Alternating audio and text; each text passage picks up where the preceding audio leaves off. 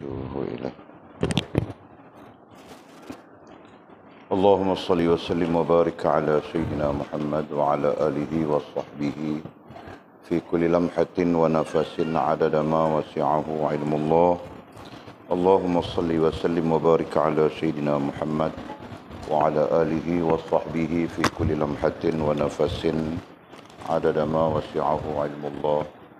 اللهم صل وسلم وبارك على سيدنا محمد وعلى آله وصحبه في كل لمحة ونفس عدد ما وسعه علم الله. بسم الله ما شاء الله، بسم الله ما شاء الله، بسم الله ما شاء الله، وما لم يشاء لم يكن، لا حول ولا قوة إلا بالله العلي العظيم، لا حول ولا قوة إلا بالله العلي العظيم، لا حول ولا قوة إلا بالله العلي العظيم. اللهم ارحمنا بالقرآن واجعله لنا إماما ونورا وهدى ورحمة. اللهم ذكرنا منهما نسينا، علمنا منهما جهلنا، وارزقنا تلاوته آناء الليل وأطراف النهر، واجعله لنا حجة يا رب العالمين. اللهم افتح لنا فتوح العارفين، وارزقنا فهم النبيين، واجعلنا من عبادك الصالحين والمتقين يا رب العالمين. بسم الله الرحمن الرحيم. قال مصنف رحمه الله تعالى: نفعنا الله بعلومه وبكتابه في الدارين، اللهم آمين يا رب العالمين. وبعد قال: wahai orang fasik. Betul Betul itu? Wahai orang fasik, takutlah kamu kepada orang mukmin, dan janganlah kamu masuk kepadanya sedangkan diri dan jiwamu berlumuran najis kemaksiatan. Kerana orang mukmin itu melihat dengan cahaya Allah akan segala sesuatu yang ada di dalam dirimu dan apa yang engkau lakukan. Mukmin itu melihat kesyirikan dan kemunafikan, melihat perbuatan yang engkau sembunyikan di dalam bajumu. Ia melihat keburukanmu, kesombonganmu, dan kekejian perbuatanmu. Barang siapa yang tidak melihat keberuntungan, maka ia tidak beruntung. Engkau adalah orang yang bodoh dan bergaul dengan orang-orang yang bodoh. Ada orang yang bertanya, sampai bilakah kebutaan itu?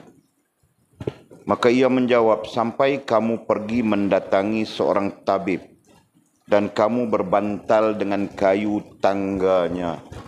Kamu bersangka baik kepadanya. Kamu hilangkan tuduhan kepadanya dari hatimu. Kamu ambil anak-anakmu dan kamu duduk di pintunya. Kemudian kamu bersabar atas proses pengobatan yang dilakukannya terhadapmu. Ketika itu hilanglah kebutaan daripada kedua-dua belah matamu. Berhina dirilah kamu kepada Allah. Semoga Allah memenuhi semua keperluanmu.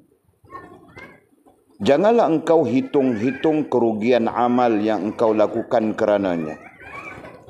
Tutuplah pintu semua makhluk dan bukalah pintu antara engkau dengan dia. Akuilah semua dosa-dosa dan kesalahanmu, serta kemukakanlah alasan dari kesalahan dan kelalaianmu. Sementara itu yakinlah engkau bahawa tiada yang memberi manfaat maupun mudarat. Tiada yang memberi dan tiada pula yang mencegahnya kecuali dia. Pada saat itu hilanglah kebutaan mata hatimu dan tergeraklah mata dan mata hatimu. Wahai hamba, kedudukan itu tidak ditentukan oleh kekasaran pakaian dan makananmu. Ia ditentukan oleh kezuhudan hatimu.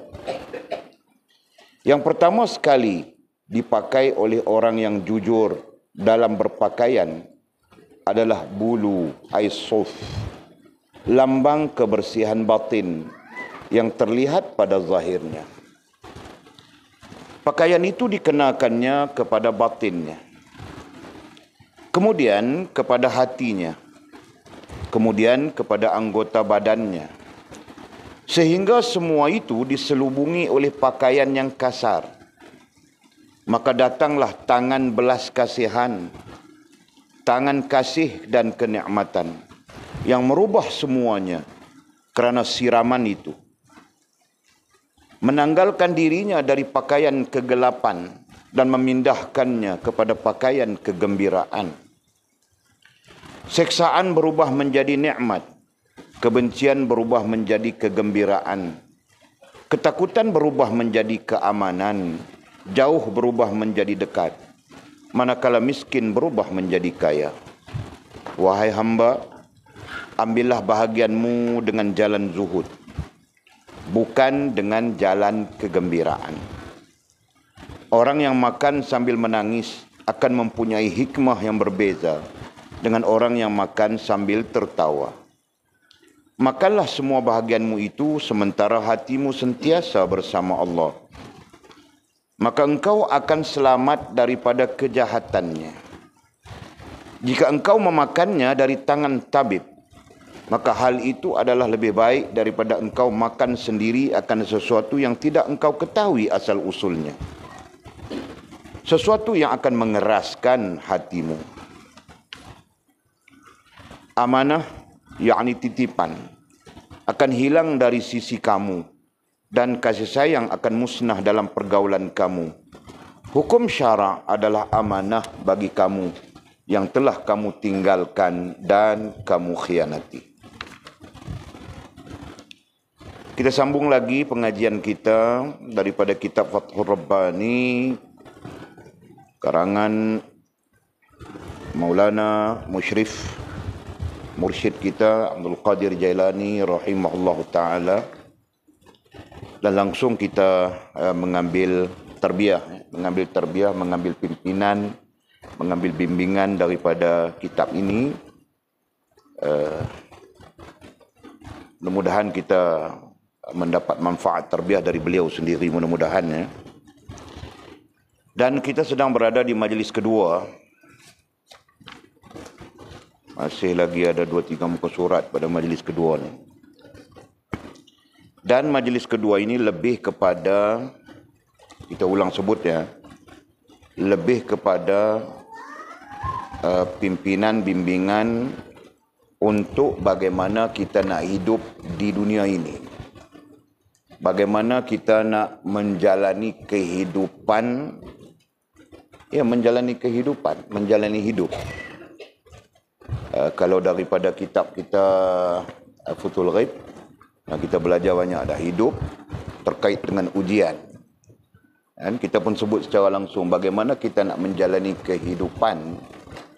Nah, ada orang kehidupannya 30 tahun, ada orang 50 tahun, ada orang 60 tahun, ada orang lebih awal lagi, kan kehidupan. Dan menjalani kehidupan artinya menjalani aktiviti orang yang hidup, ya kan? Menjalani kehidupan dengan maksud menjalani aktiviti orang yang hidup. Kalau kita menjalani aktiviti orang mati, itu jadi luar tabi'i sudah, ya kan? Berarti kita menjalani aktiviti orang yang hidup. Nah, di sana ada banyak aktiviti. Dalam kehidupan, yang namanya kehidupan, ada banyak aktiviti. Macam-macam aktiviti. Macam-macam hal. Macam-macam keadaan. Dan hal dan keadaan itu sentiasa berubah. Hari ini sakit bengkak beruk. 3 hari kemudian jadi beruk betul. Lepas 3 hari kemudian jadi beruk betul. Lepas tu jadi beruk-beruk. Macam-macam jadi kan. Contohnya, hari ini sakit perut, besok okey. Itu kehidupan kan. Macam-macam. Nah, yang penting Maulana Abdul Qadir Jailani rahimahullah ta'ala, mursyid kita ini mau mengajarkan bagaimana kita melalui kehidupan yang aktivitinya kita sebutkan tadi, bahkan aktivitinya itu beragam, beragam. Dan dalam keberagaman itu tidak merosakkan hubungan kita dengan Allah Subhanahu wa taala. Nah, sama saja seperti kita belajar Futhul Ghaib syarahan yang ke-52. Ya kan? Bagi yang belajar Futhul Ghaib, syarahan yang ke-52. Nah, itu tujuannya. Kan? Jadi mudah-mudahan kita yang mengikuti kitab Fathur Rabbani ini, walaupun terjemahannya, kita dapat belajar macam mana untuk melalui kehidupan, mungkin panjang, mungkin pendek dan sebagainya, seperti mana kita sebutkan tadi, dalam keadaan yang baik, dalam keadaan berhubungan baik dengan Allah Subhanahu wa taala. Bukan dalam keadaan yang rosak. Dan keadaan-keadaan yang rosak itu telah pun kita senaraikan. Pertama, keadaan syirik. Nah, itu keadaan-keadaan yang rosak. Yang kedua, keadaan nifaq. Yang ketiga, keadaan fasik. Nah, sama ada syirik, nifaq, fasik, itu semua adalah keadaan-keadaan yang buruk. Keadaan-keadaan yang tidak menghubungkan kita dengan Allah Subhanahu wa taala. Atau dalam arti kata yang lain, keadaan-keadaan yang sangat-sangat berbahaya kepada kita di dunia dan kepada kita di akhirat kelak. Nah, mudah-mudahan dengan pelajaran pada majlis kedua ini memberi kita maklumat, memberi kita ilmu bagaimana kita mau melalui kehidupan. Kita berbincang sudah sebelum-sebelumnya pun kita bincang sudah, antaranya dicontohkan kepada kita kalau berjumpa dengan orang minta sedekah dan kita mempunyai kemampuan, nah diberi saja, dibagi saja, jangan bersoal-soal, gitu kan. Nah, itu di antara. Nah, kenapa tiba-tiba musannif kita, mursyid kita Maulana Abdul Qadir Jailani rahimahullah taala pada majlis kedua mengaitkan dengan orang minta sedekah dan kita memberi sedekah. Nah, jadi penjelasan kita, kerana dia mau mengajar kita satu sifat yang perlu ada kepada kita, dan nama sifat itu adalah zuhud. Okey. Nah, dalam arti kata yang lain, kita perlu menjalani kehidupan kita supaya berhubungan dengan Allah Subhanahu wa taala dengan sifat zuhud. Nah, itu. Dan kita berbincang panjang sudah. Kita sambung kata musannif rahimahullah taala, wahai orang fasik. Nah, tadi kita sebut 3 perkataan, syirik, nifaq dan fasik. Nah, kita dah belajar syirik, nifaq dan fasik ini sisi lain kita sebut sebagai kotoran. 3 perkara, syirik, yang pertama, yang kedua nifaq, dan yang ketiga fasik. Nah, sisi lain ini sebagai kotoran ruhaniyah. Kotoran ruhaniyah. Adapun ruhaniyah itu sendiri, ruhaniyah artinya akal dan hati. Yang ini menjadi perbincangan kita. Dalam arti kata yang lain, nifaq, syirik, nifaq dan fasik yang menjadi kotoran rohaniyah. Dan kotoran rohaniyah itu artinya kotoran akal dan hati. Dan kita telah menjelaskan selama mana akal dan hati kita kotor, berdasarkan kepada yang kita sebutkan, kalau kotornya syirik, maka selama itu kita tidak diterima oleh Allah Subhanahu wa taala. Nah, sekalipun kita sembahyang pagi, petang, siang, malam, selama ada syirik, kita tidak diterima oleh Allah Subhanahu wa taala. Nah, itu sangat jelas berdasarkan kepada dalil Al-Quran dan hadis baginda Nabi sallallahu alaihi wasallam. Jadi keperluan kita apa? Keperluan kita adalah membersihkan rohaniah kita ataupun membersihkan akal dan hati kita daripada kotoran syirik. Nah, itu yang pertama. Nah, sehingga kita bersih daripada syirik. Nah, mungkin ada lagi di kita, pada diri kita, kotoran lain yang namanya nifak. Nah, itu pun perlu dibersihkan. Ya kan? Kotoran nifak perlu dibersihkan. Tidak boleh dibiarkan. Nah, jika dibiarkan, nanti dia berkembang menjadi syirik semula. Nah, gitu. Ya kan? Nah, perlu dibersihkan kotoran nifak itu. Sehingga bersih sudah kotoran nifak, maka yang ketiga kita perlu bersihkan adalah kotoran fasik. Pada dasarnya fasik adalah yang terendah. Ya kan? Yang terendah, yang paling rendah, ataupun kita bilang yang paling ringan daripada kotoran-kotoran rohaniah yang menjadi punca kepada kesesatan, punca kepada penyelewengan, punca kepada kerosakan hubungan kita dengan Allah Subhanahu wa taala, yang akhirnya hidup kita menjadi kelam kabut. Hidup kita menjadi rusak. Nah, itu. Okey. Jadi kita melalui teks kita ini kita tidak bercakap ya tentang tentang syirik, tentang nifak. Nah, kita berjumpa dengan perkataan fasik saja. Kata musannif, wahai orang fasik. Nah, jika kefasikan ini ada dalam diri kita, kita wajar tersentuh dengan panggilan ini. Kita wajar tersentuh dengan seruan ini. Ada dalam syarah-syarah lain, terus-terus dia menyebut wahai orang-orang yang syirik, wahai orang-orang yang nifak, wahai orang-orang yang fasik. Nah, ada, kan? Nah, musannif kita, mursyid kita hanya menyebut wahai orang-orang yang fasik. Takutlah kamu kepada orang mukmin. Nah, jika ada kefasikan di dalam dirimu, kau perlu takut kepada orang mukmin. Nah, itu maksudnya. Kenapa? Kita baca sudah hadisnya di atas, kan? Kerana orang mukmin itu mereka memandang dengan nur Allah Subhanahu wa taala. Nah, itu hadisnya.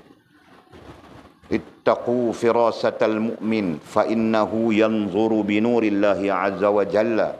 Takutlah engkau akan firasat orang mukmin kerana sesungguhnya ia melihat dengan nur Allah azza wa jalla. Perkataan yang kita bincang minggu lalu adalah firasat. Dan kita memberi terjemahan mudah. Firasat itu adalah pandangan, ada istilah menyebut pandangan batin. Ada yang lain menyebut pandangan ruhaniah. Kan? Nah, kita mengambil pendekatan yang paling mudah. Pandangan mata hati.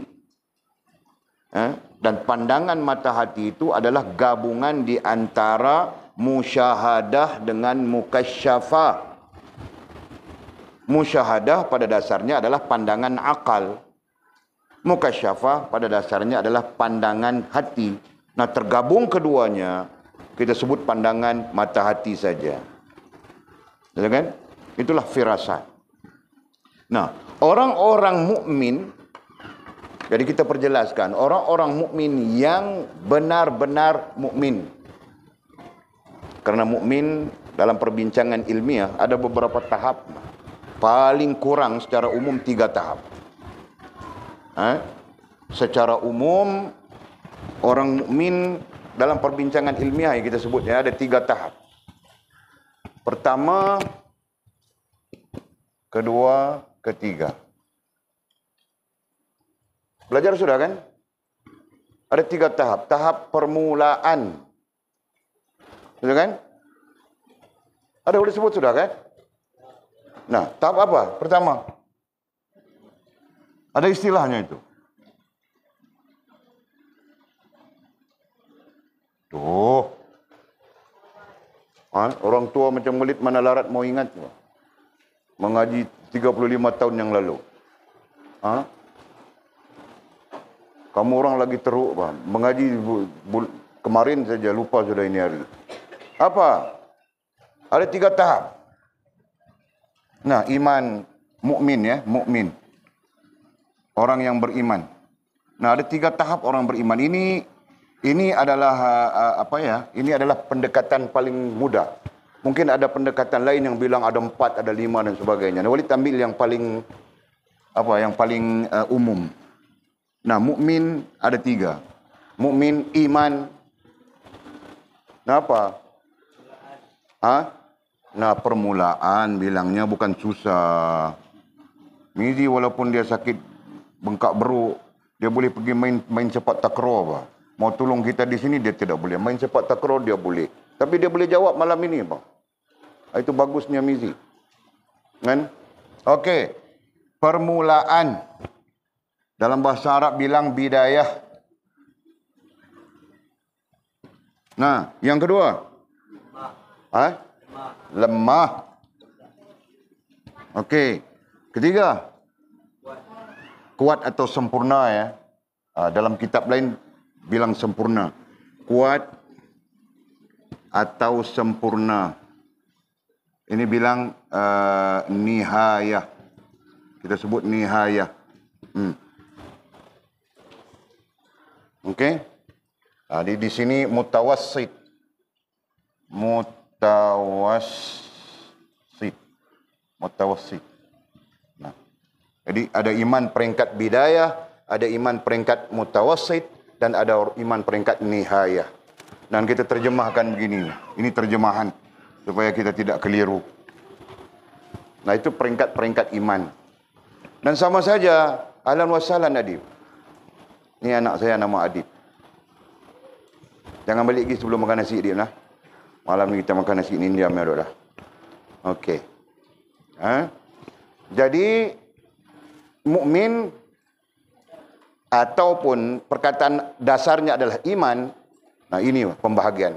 Ada permulaan yang disebut sebagai bidayah. Iman orang permulaan. Dah sudah tentu-tentu di sini dia tidak tahu apa-apa. Jahil tentang iman pun dia tidak tahu. Kan? Bukan soal dia pakai kopiah kah, bukan soal dia pakai serban kah, bukan soal apa. Kan? Itu adalah perkara-perkara sampingan. Nah, yang kita maksudkan permulaan iman itu ataupun bidayah itu terkait dengan permulaannya meyakini sesuatu yang terkait dengan iman. Nah, itu secara ringkas ya. Permulaannya permulaan keyakinan. Kita belajar sudah ya. Iman adalah yakin. Yakin yang menjadikan iman. Gitu kan? Nah, yakin yang menjadikan kita Islam. Yakin yang menjadikan kita ihsan. Dan sekiranya tidak yakin, maka tidak menjadikan kita iman, tidak menjadikan iman dan tidak menjadikan kita mukmin. Nah, itu penjelasan yang sangat umum. Biasa saja itu kan? Okey. Nah, sekarang permulaan kepada mukmin, permulaan kepada iman ataupun permulaan kepada mukmin bermula daripada yakin. Gitu kan? Jelaskah? Boleh sebut. Jelas ya? Strukturnya kita belajar sudah. Strukturnya faham, yakin, syuhud. Nah, ini strukturnya. Fathur Rahman. Kan? Dan kita simpulkan semua ini dengan satu istilah saja, yakin. Nah, yakin itu sendiri pun ada 3 bahagi kan? Yakin itu sendiri. Betulkah? Buka Fathur Rahman. Apa namanya? Fathur Rahman muka surat berapa? 16.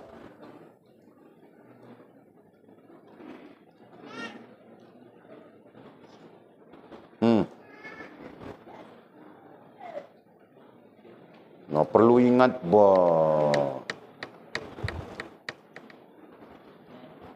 Nah, Mimi dulu Mimi. Yakin itu sendiri pun ada 3 tahap. Nah, apa? Sebutkan. Yakin itu sendiri pun ada 3 tahap. Nah, apa? 1.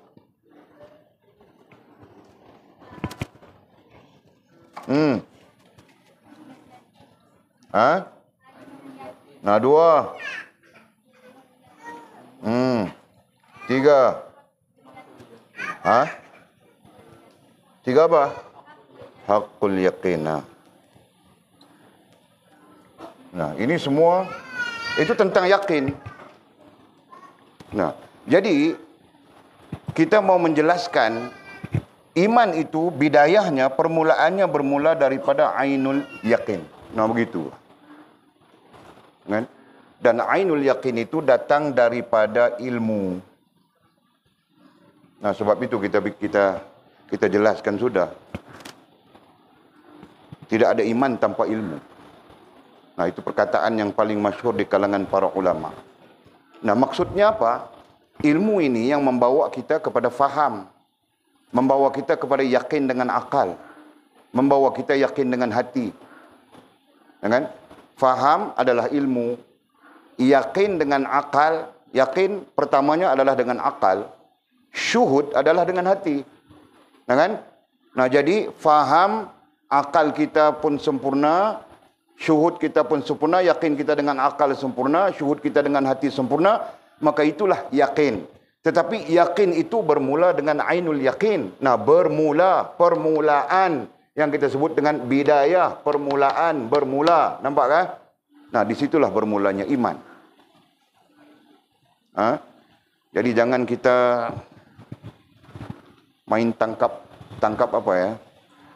Orang kita sekarang dia main tangkap muat, main tangkap muat saja. Jadi namanya Islam sudah. Dia pandai mengucap 2 kalimah syahadah, dia bilang dia beriman. Ya kan? Nah, belum tentu, bah. Kenapa? Karena mukmin beriman pada hakikatnya, tidak ada syirik padanya. Nah, itu mukmin.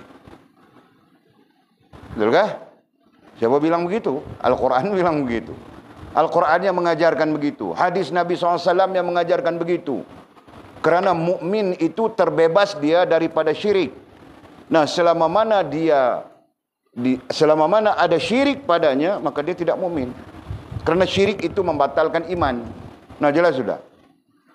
Hanya yang mungkin ada pada si mukmin itu, pada orang yang beriman itu adalah fasik. Walid ajar sudah, Walid bercakap sudah tentang itu. Fasik menjadi khilaf di kalangan ulama. Dan kenapa khilaf? Kerana tidak ada manusia datang dengan baik, melainkan baginda Nabi kita SAW, Nabi-Nabi, Rasul-Rasul. Nah, yang lain-lain mungkin datang jadi hantu dulu, kemudian baru jadi orang. Ya kan? Jadi jin dulu, kemudian baru jadi orang. Ya kan? Jadi macam-macam. Jadi ular dulu, jadi biawak dulu, jadi babi dulu, jadi buaya dulu. Macam-macam jadi, Pak. Betul kan? Nah, jadi kambing dulu. Boleh faham tak? Ya kan? Jadi macam-macam dulu. Kemudian daripada situ dia beralih kembali kepada Allah Subhanahu wa taala. Nah, begitu kan? Nah, kerana itu para ulama mengatakan khilafnya adalah fasik. Di mana boleh tulis tadi? Fasik ya, ada 3, syirik.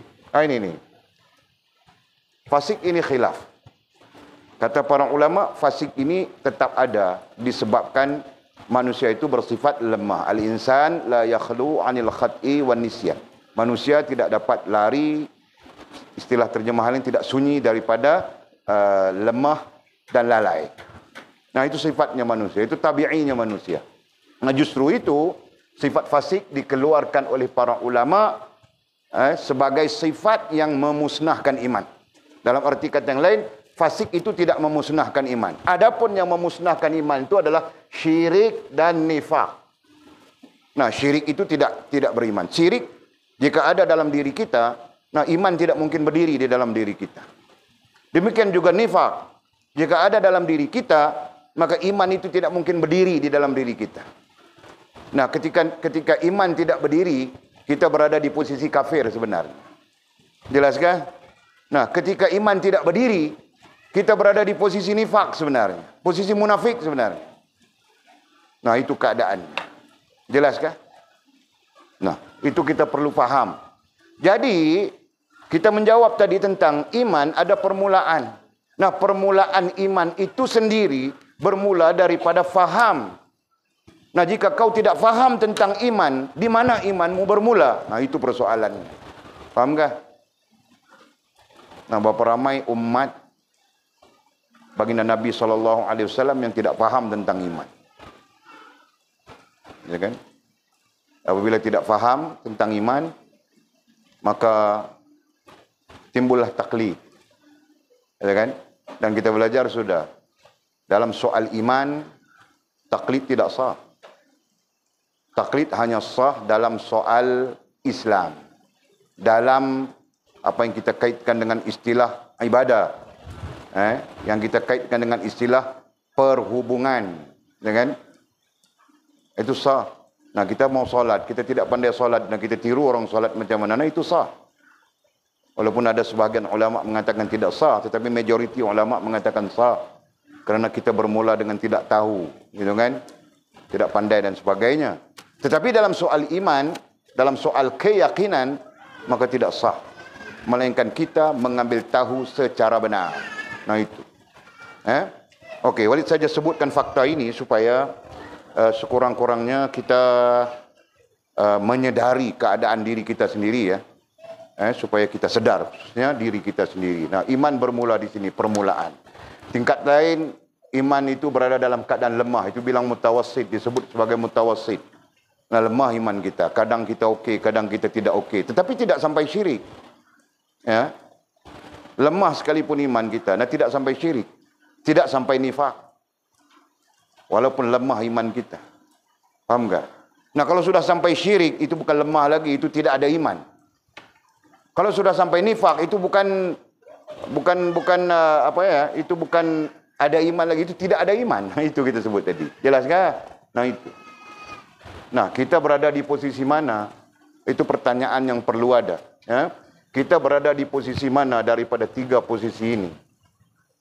Nah, pertanyaan ini perlu ada kepada kita. Kenapa? Kerana posisi keberadaan kita dalam hal iman inilah yang akan menunjukkan kepada kita sama ada kita fasik atau apa. Faham tak? Akan menjadi penunjuk kepada kita, diri kita sendiri. Kita berada di syirikkah, di nifakkah, di fasikkah. Faham tak? Faham tak? Nah, jadi posisi kita, apabila kita berada di posisi iman, posisi tahap iman, nah disitulah permulaan kita akan melihat kepada diri kita sendiri. Ya kan? Melihat apa? Melihat kotoran-kotoran ini. Kita istilahkan kotoran. Kita akan melihat kotoran-kotoran ini pada diri kita. Nah, itu maksudnya. Fahamkah? Nah, posisi mana? Para ulama mengatakan, ada ulama mengatakan posisi permulaan ini tahu sudah dia. Tentang kotoran ini. Ya kan? Sebagian ulama mengatakan posisi lemah, sebagian ulama mengatakan posisi kuat sempurna. Tapi majoriti ulama sepakat mengatakan ketiga-tiga posisi ini sudah menunjukkan, sudah boleh menunjukkan kotoran apa yang sedang kita berada. Jelaskah? Boleh faham tak itu? Para ulama sepakatnya, kita berada di semua posisi. Sudah boleh menunjukkan kepada kita kotoran apa yang ada di dalam diri kita. Kenapa? Di situ kita jawab tadi. Karena iman menolak syirik. Iman menolak nifak. Faham tak? Dan iman itu sendiri menolak fasik. Jelas? Dan iman kita sebut mukmin. Sekarang kita sebut mukmin, yaitu orang yang beriman. Nah, orang yang beriman, mereka menolak syirik, mereka menolak nifak, mereka menolak fasik. Kenapa? Karena iman itu sendiri menolak syirik, menolak nifak, menolak fasik. Jelaskah? Nah, begitu. Jadi kita jumpa dengan istilah fasik di sini. Wahai orang fasik. Nah, kalau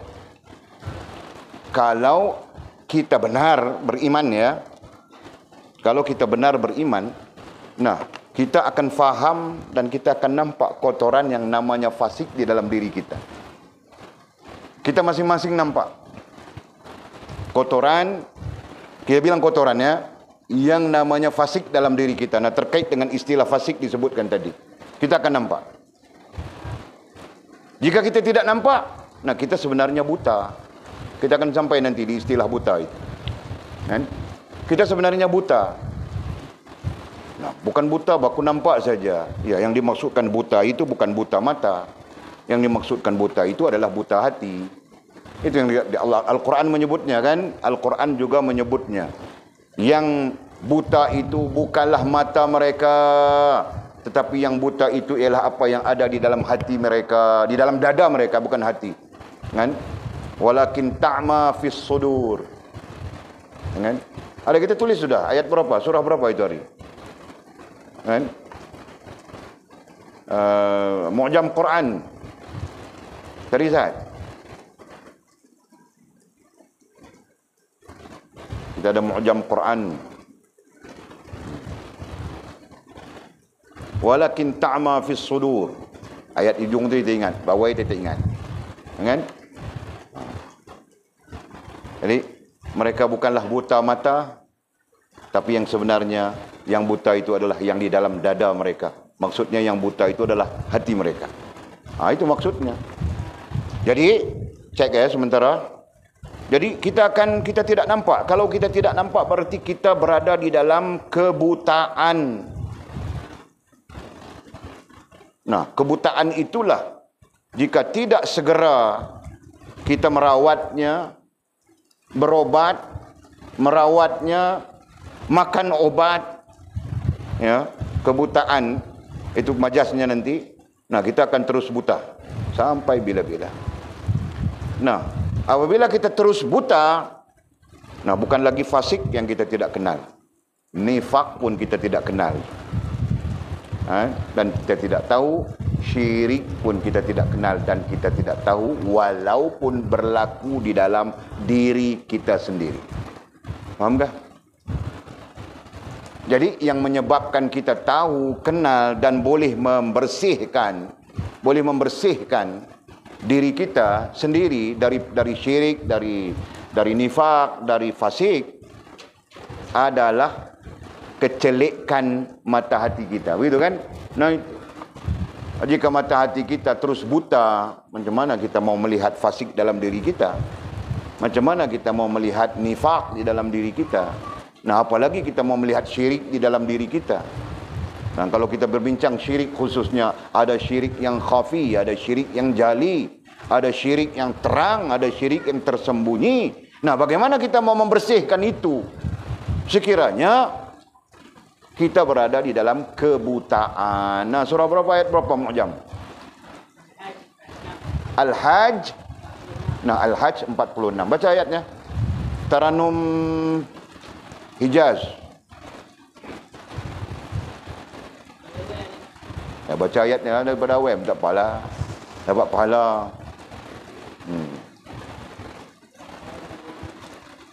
Kuat sikit, soal jantan lah. Jadi perempuan dia pak.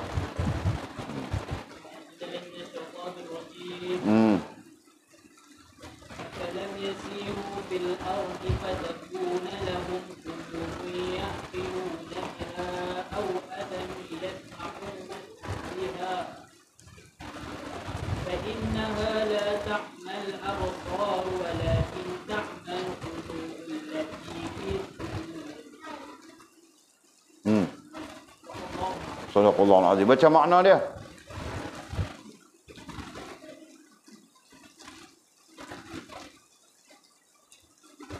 Allah, Mu'jam kalang kabut.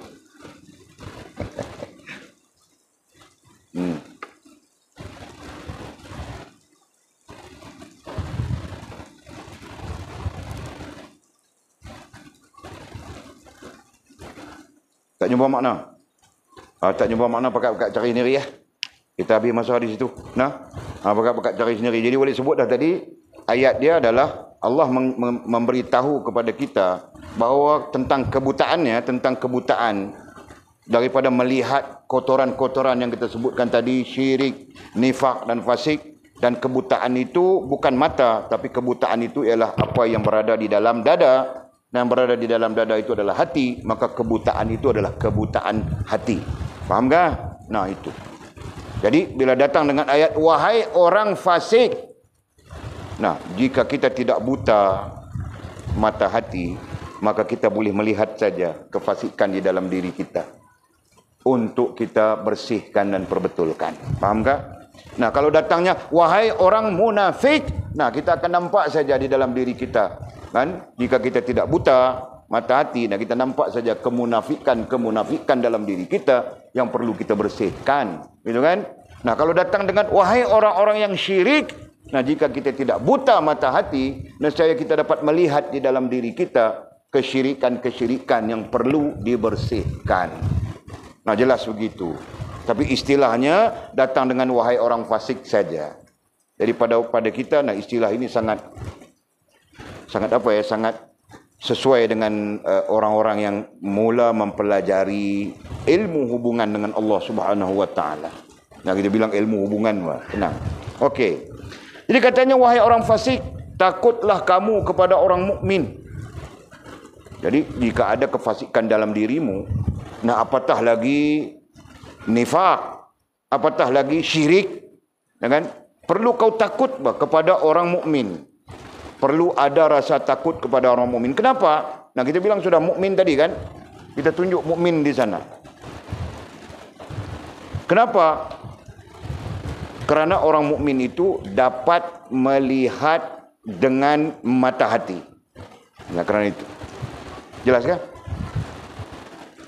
Jadi keadaan-keadaan ini kita pernah lalui, Pak. Kalau dulu kami mau jumpa guru pun kami takut. Kan? Dulu. Masa Walid belajar dulu mau jumpa guru saja. Nah, sini kami istighfar 100 kali dulu.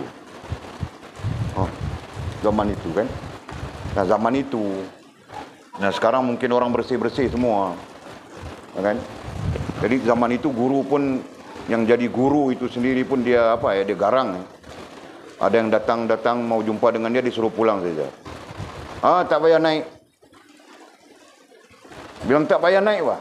Kau pulang dulu. Dulu guru dulu. Kan? Jadi kesesuaiannya dengan zaman itu kan.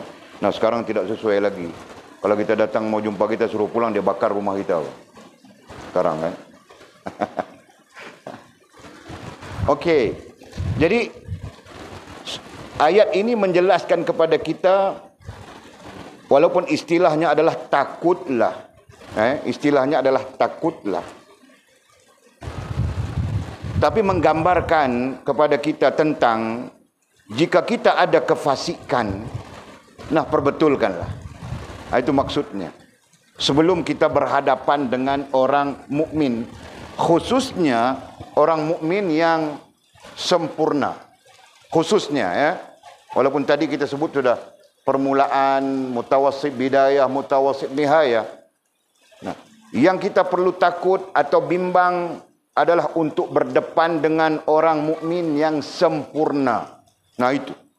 Jelas kan? Kenapa? Karena orang mukmin yang sempurna mereka melihat dengan mata hati. Nah itu maksudnya. Jadi jangan pelik, bah. Kalau dulu-dulu guru-guru kami dulu-dulu, nah datang jumpa dia saja dia bilang kau kena selawat 100, satu hari 100, kau kena istighfar satu hari 300. Nah Walid mengalami pengalaman-pengalaman itu. Kan?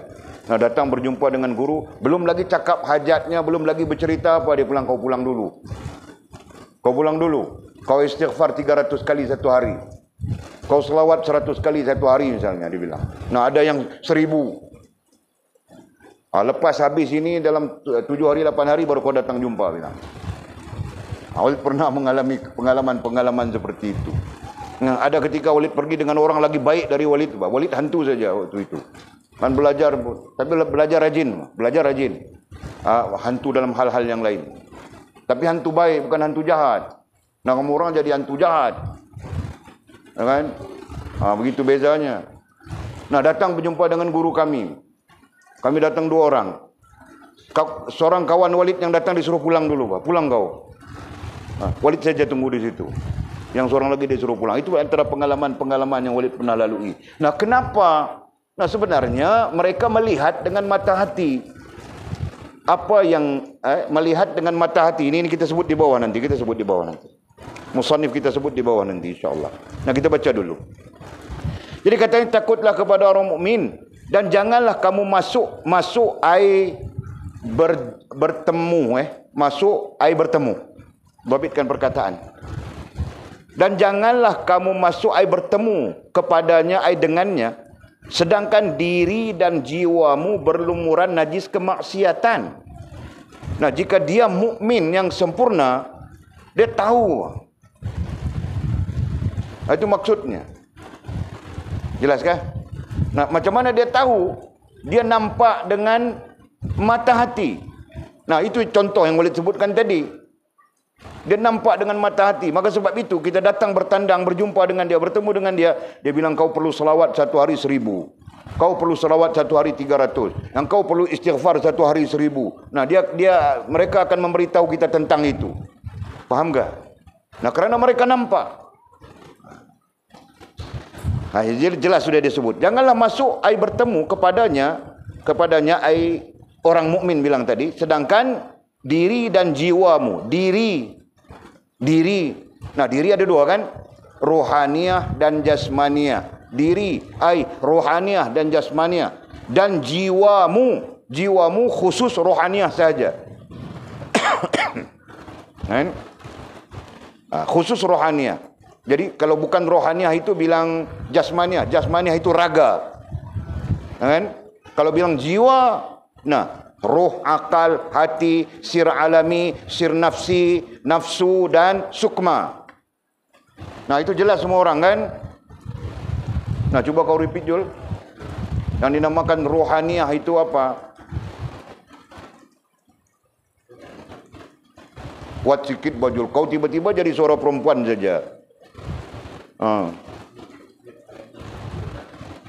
Kau kasih tahu siapa? Jul mau cakap tu, dengar dulu. Jul.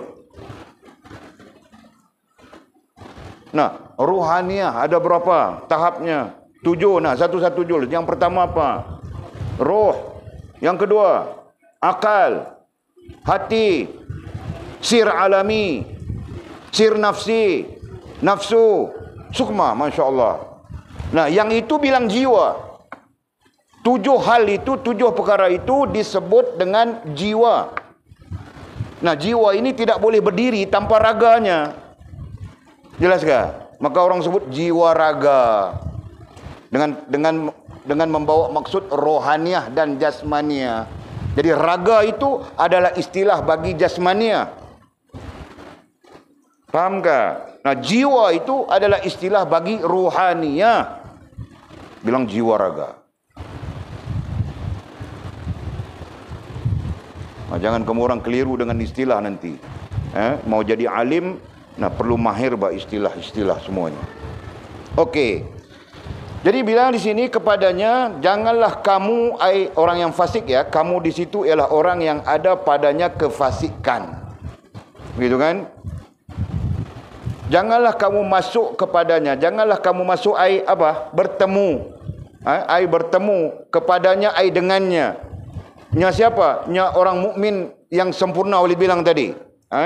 Sedangkan diri, rohaniah dan jasmaniah, dan jiwamu, rohaniahmu sendiri keseluruhannya berlumuran najis kemaksiatan. Nah, berlumuran najis kemaksiatan itu adalah majas kepada kita penuh dengan maksiat, penuh dengan dosa, begitu kan? Nah, kadang-kadang berdosa dalam diam lah, kan? Kadang-kadang berdosa dalam nggak berdosa saja kita kan? Berdosa dengan ibu bapa, berdosa dengan macam-macam berdosa dengan guru. Bohong-bohong saja guru. Kan? Nah, boleh bilang sudah kamu orang, jangan berbohong dengan guru. Di antara hak seorang guru dengan ibu bapa, besar hak guru. Ya, itu kita perlu paham ya. Hak guru lebih besar daripada hak ibu bapa. Kenapa? Ibu bapa melahirkanmu ke dunia. Sedangkan guru melahirkanmu ke akhirat. Ibu bapa menjagamu supaya selamat di dunia, tapi guru mengajarmu supaya selamat di akhirat. Nah itu, faham tak? Sebab itu jangan kau bohong guru. Nah guru akan tahu, bah, nama gurunya tahu saja dia. Ha? Jadi ku ingatkan saja, jangan marah siapa-siapa yang terlibat tu.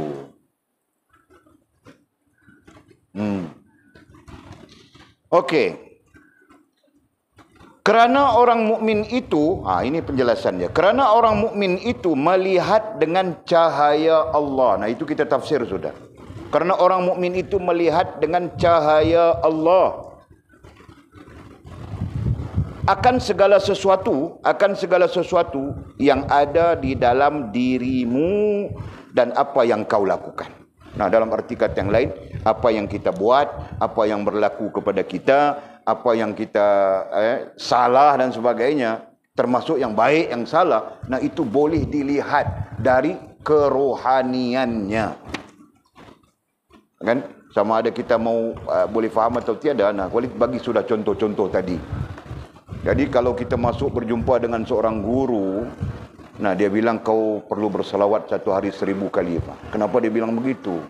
Nah, kerana dia melihat ada perkara-perkara yang mungkin pada pandangan mata hatinya, pada pandangan mata batinnya tidak bagus pada kita. Nah, ada kalanya dia bilang kau perlu beristighfar 1000. Nah, jadi pada pandangan batinnya ada sesuatu yang dia lihat tidak kena pada kita. Faham tak? Ada sisi lain dia suruh bertaubat, kau perlu bertaubat. Nah, itu mungkin dia melihat sisi-sisi yang lebih buruk, lebih besar di dalam diri kita.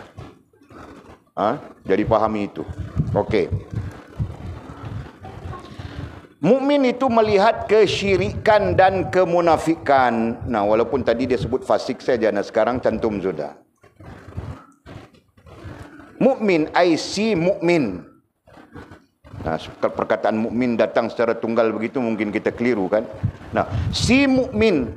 Nah, tahap yang kita sebutkan tadi. Si mukmin yang tahapnya kuat atau sempurna atau nihaya. Melihat kesyirikan dan kemunafikan. Melihat ai nampak. Nah, kalau tadi kita cerita tentang fasik saja. Mereka nampak kefasikan-kefasikan di dalam diri kita. Nah, sekarang cantum semua sudah. Bukan saja kefasikan, nah kesyirikan, kemunafikan pun boleh kelihatan pada mata hati si mukmin. Nah, itu. Nah, apa lagi? Melihat perbuatan yang engkau sembunyikan di dalam bajumu. Nah, yang namanya si mukmin, yang tahapnya sempurna, kan? Melihat perbuatan yang engkau sembunyikan di dalam bajumu. Nah, itu kiasan, majasnya bajumu, kan? Perbuatan yang kau sembunyikan. Nah, kau pakai jubah, kau pakai serban, kau pakai kopiah, kau pakai rida, begitu begini kan? Bagus saja kau. Tapi kemarin kau mengurat di pekan sana. Nah, dia nampak. Yang si mukmin, yang mata batinnya, yang sempurna, dia melihat dengan mata batinnya, dia nampak. Hanya sahaja kerana mereka diajar oleh baginda Nabi jangan membuka aib orang. Nah, itu saja. Nah, mereka berpegang dengan tidak membuka aib. Betul kan? Tetapi mereka berpesan, nah kau istighfar 1000 kali. Misalnya, begitu. Jelaskah? Boleh fahamkah itu? Okey. Mukmin itu melihat, si mukmin itu melihat kesyirikan. Nah, kena dhabit ya, si mukmin ai tahap yang kita sebutkan. Tahap itu perlu didhabitkan supaya kita tidak keliru. Nanti kita bilang, kenapa aku tidak nampak? Kenapa aku tidak nampak? Aku nampak sama saja. Nah, kita sendiri pun ada fasik di situ. Nah, mungkin kita sendiri pun ada nifak. Apalagi mungkin kita ada syirik. Nah, jadi mau nampak apa? Nah, kita sendiri perlu membersihkan diri kita, begitu kan? Nah, mereka si mukmin itu akan melihat dan nampak, nah begitu. Jadi si mukmin itu airnya adalah tahap yang sempurna ya. Melihat kesyirikan dan kemunafikan melihat perbuatan yang engkau sembunyikan di dalam bajumu. Jadi dia tahu. Nah, Walid kena banyak kali sudah dalam keadaan-keadaan begini. Termasuk Syekh Walid. Masa Walid daripada Lucknow pergi ke Muzahir Ulum di Saharanpur. Muzahir Ulum Saharanpur utara. Lepas daripada Delhi, dia sebelah utara. Walid cadang mau duduk di situ sebab Lucknow Walid sudah terlewat. Kemudian mau duduk di situ. Kemudian visa Walid mati. Visa tidak boleh diperbarui. Konfrontasi India Malaysia tahun 1985. Dan jadi Walid berada di Muzahir Ulum. Nah, masuk saja join kelas. Masuk join kelas hadis. Rasa mau belajar hadis, masuk join kelas hadis. Masuk. Nah, ketika masuk, syekhnya bilang, kamu siapa? Aku dikasih tahu nama begini. Dia bilang pergi ambil wudu. Walid pun pergi ambil wudu. Memang betul tidak ada wudu. Pergi ambil wudu. Nah, duduk di dalam majlisnya. Dia bilang, kau tidak dapat mendengar apa yang kami bincangkan. Kau tidak perlu mendengar. Kau bersalawat saja kepada baginda Nabi SAW. Nah, Walid pun duduk dalam itu betul, Pak. Bukan tidak dengar, tapi tidak dapat memahami apa yang dibincangkan, walaupun bahasanya bahasa Arab, tahu tak? Jadi Walid pun selawat saja. Selawat. Lepas orang semua dah habis kelas, bangun. Dia bilang apa? Dia bilang, kau kena... itu yang Walid tanya cerita dengan kamu orang. Dia tanya, kenapa datang belajar di sini? Walid bilang, datang mau belajar ini. Tempat kamu tidak ada. Tempat kamu tidak ada kayak tidak ada. Nah, kenapa kau datang belajar di sini? Dia bilang, sebab saya mau ini, mau itu, mau itu. Tempat kamu tidak ada. Dialah yang memberitahu Walid bahwa ilmu dikuasai dalam bahasa ibunda. Nah, dia memberitahu cara berfikir Walid salah sudah. Berarti dia nampak apa cara berfikir Walid. Faham tak? Dia mau kasih tahu Walid, cara kau berfikir itu salah. Nah, Walid faham dari situ. Nah, itu ringkas cerita saja. Mau kasih tahu tentang apa? Tentang si mukmin itu nampak apa yang kita sembunyikan. Ada benda dia kasih tahu Walid selepas itu. Nah, itu tidak perlu Walid kasih tahu kamu orang, tidak sesuai. Okey? Nah, jadi kita sembunyikan apapun yang namanya kesyirikan, yang namanya kemunafikan, yang namanya kefasikan. Nah, si mukmin ini dapat melihat dengan mata hatinya. Nah, oleh itu berhati-hati. Kemudian kata musannif, ia melihat keburukanmu. Nah, bukan saja keburukan, kesombonganmu dan kekejian perbuatanmu. Dia nampak. Dia nampak. Okey? Nah, barang siapa yang tidak melihat keberuntungan, maka ia tidak beruntung. Jadi, sesiapa yang tidak melihat keberuntungan, tidak nampak keuntungan, maka dia tidak akan mendapat keuntungan itu. Melainkan orang yang nampak keuntungan, maka dia akan berusaha untuk mendapatkan keuntungan itu. Nah, sama saja. Orang yang tidak melihat dengan mata hatinya, dia tidak tahu betulkah, salahkah, burukkah. Itulah maksudnya. Majaz, kiasan daripada ayat. Barang siapa yang tidak melihat keberuntungan, maka dia tidak beruntung. Okey. Engkau adalah orang yang bodoh katanya. Siapa? Si fasik. Si fasik, si munafik dan si musyrik. Engkau adalah orang yang bodoh. Dan bergaul dengan orang-orang yang bodoh. Siapa? Nah, kita bilang sudah tadi. Jika si fasik, si munafik, si musyrik. Nah, orang yang syirik bilang musyrik kan? Nah, jika dia bergaul dengan orang-orang yang bodoh, maka dia terus akan bodoh. Nah, begitu maksudnya. Ya kan? Dia terus akan bodoh. Dalam arti kata yang lain, dia akan terus fasik, dia akan terus nifak, dan dia akan terus syirik. Nah, itu maksudnya. Melainkan dia bergaul dengan si mukmin. Melainkan dia bergaul bercampur dengan si mukmin. Nah, baru ketika itu si mukmin akan memberitahunya ini salah, ini tidak betul, ini kena bersihkan, ini.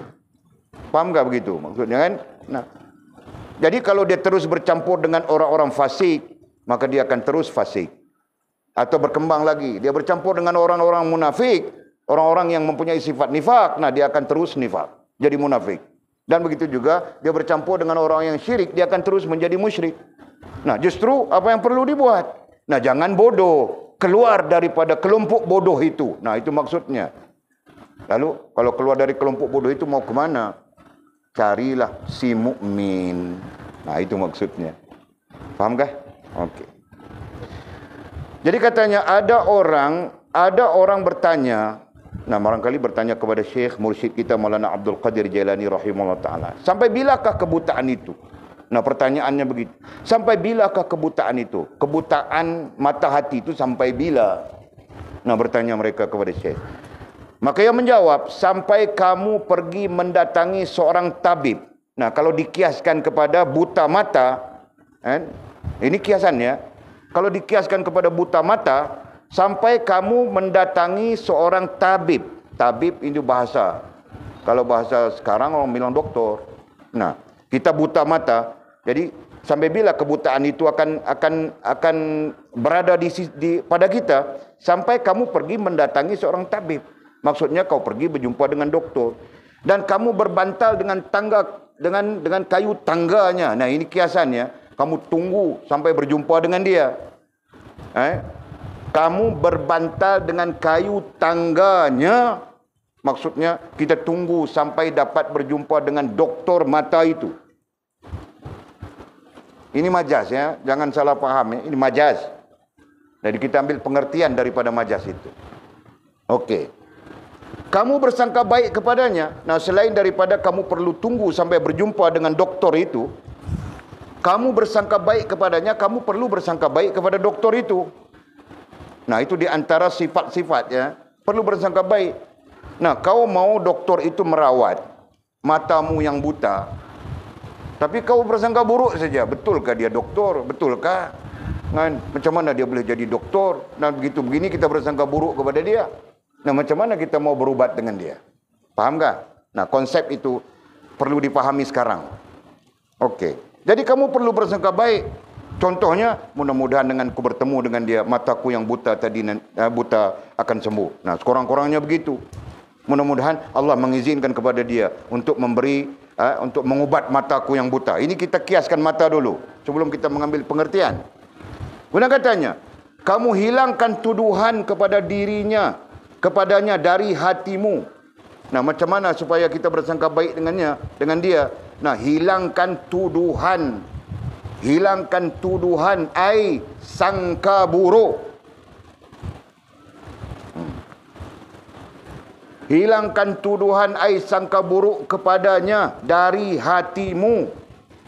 Nah, kerana kita datang dengan kefasikan, semestinya ada itu semua. Sombong, sangka buruk, rasa pandai, rasa bijak dan sebagainya. Rasa lebih tahu, ya kan? Nah, kau mau merawat matamu yang buta, datang kepada doktor. Nah, kau yang mengajar doktor itu tentang buta, patutkah? Faham tak? Ya kan? Sepatutnya kau dengar saja doktor itu.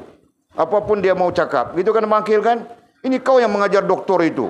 Doktor tahukah buta jadi macam ini, jadi macam itu, ini kau mengajar doktor itu.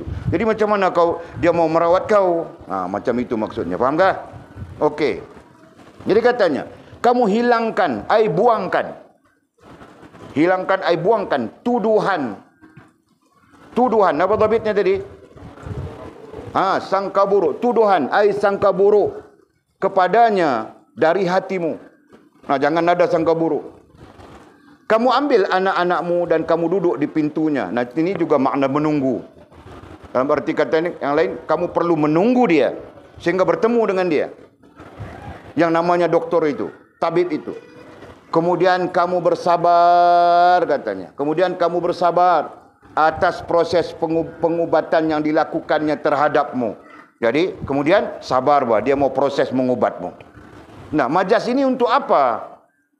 Kiasan ini untuk apa?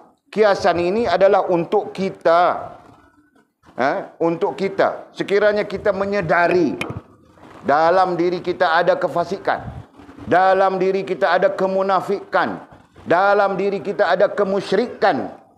Nah, carilah si mukmin untuk mengobat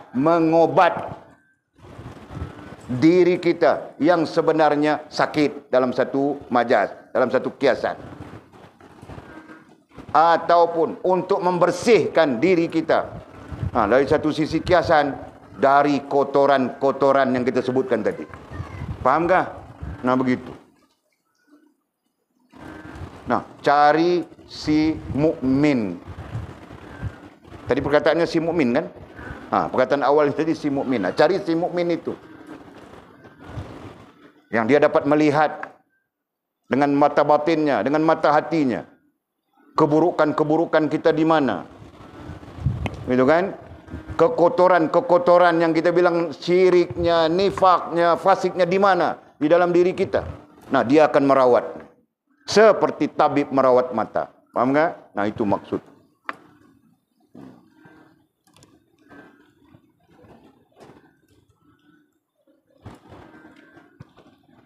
Ketika itu katanya.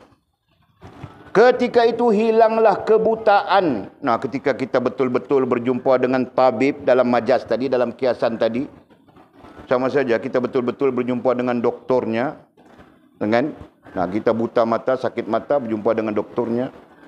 Nah, dia proses merawat kita, kita pun bersangka baik kepadanya. Obat yang diberi kita pakai betul-betul, bukan kita pergi tambah garam kah, tambah racun tikus kan, betul kan? Dia bilang, pakai ini 3 kali sehari. Kita pun 3 kali sehari. Nah, mau pakai 4 kali telefon. Bukan mau pakai 4 kali, terlajak sudah pakai 4 kali. Telefon doktor. Doktor, saya terlajak pakai 4 kali, bolehkah? Oh, tidak apa. Kita pun ikut saja. Begitu kan? Nah, ikut saja. Nah, itu proses ketika kita berubat dengannya. Samalah proses ketika kita berjumpa si mukmin untuk mengobati rohaniah kita. Atau untuk membersihkan rohaniah kita, kan, sama saja keadaannya. Nah, perlu kita menunggunya, berjumpa dengannya, bersangka baik dengannya, gitu kan? Semua yang kita sebutkan tadi.